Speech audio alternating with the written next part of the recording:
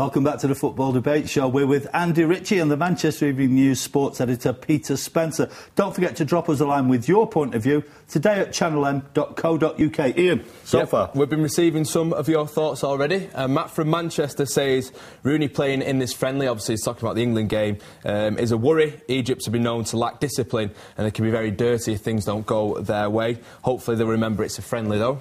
Alex Charles says Rooney crocked equals Fergie not wanting him to play in a useless friendly, or Rooney fitness boost equals Rooney insisting on playing for England instead.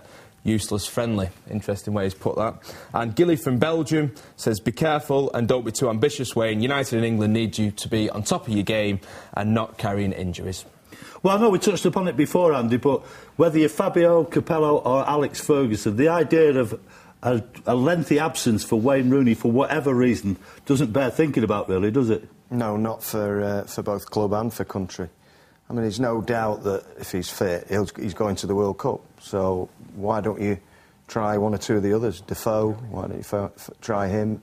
You know, he doesn't really need to play in it, in my mind. I think it's a bit of a strange one.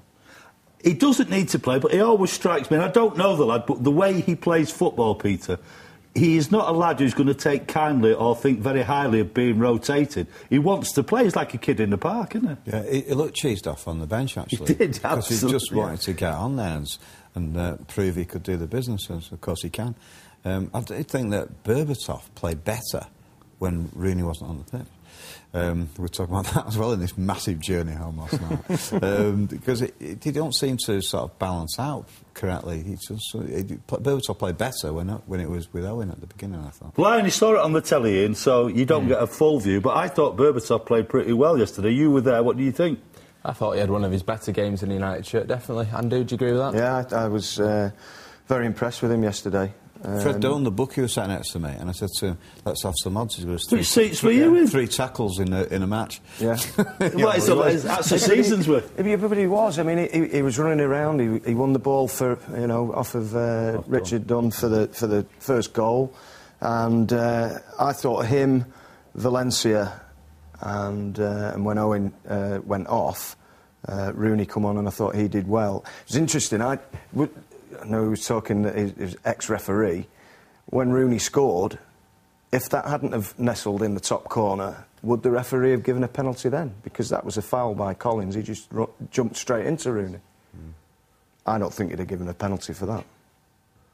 Would you like to defend yourself, Spence? What have I done here?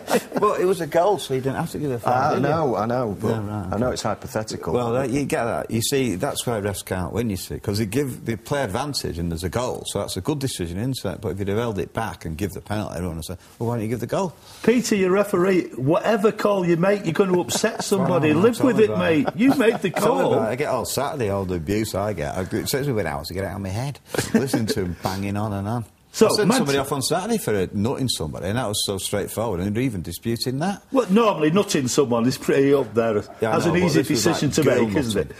Let's talk about Manchester City. Andy, it was the strangest game, because for the first half, City weren't at the races, but 45 minutes later, 40-odd thousand City fans are all jumping, saying we've turned over Chelsea and scored 4 at the Bridge. Yeah, it's not often that Manchester United fans would be thanking Manchester City. I was getting rakes of emails off United fans at the BBC on Saturday. Yeah, absolutely. Great result for them. Very fortuitous first goal, I think, in many respects. But they then went on, and Chelsea lost a bit of discipline. Tevez looked as though he'd rattled everybody on the pitch.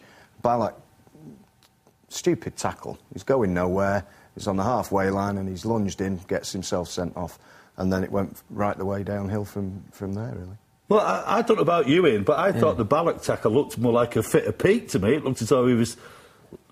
his head had gone and he was just kicking people. It seemed a very, very strange tackle for a man of his experience. He obviously was already on a yellow card as well, and you go flying in like that, even if you win the ball, you're going straight through the back of someone, you're bound to give away a foul at least, and, you know, in most cases you'll get booked for it. And it just seemed at that point as well, it was a time where you needed the experienced players to try and keep a lid on it for Chelsea, but obviously Manchester City fans weren't bothered, were they?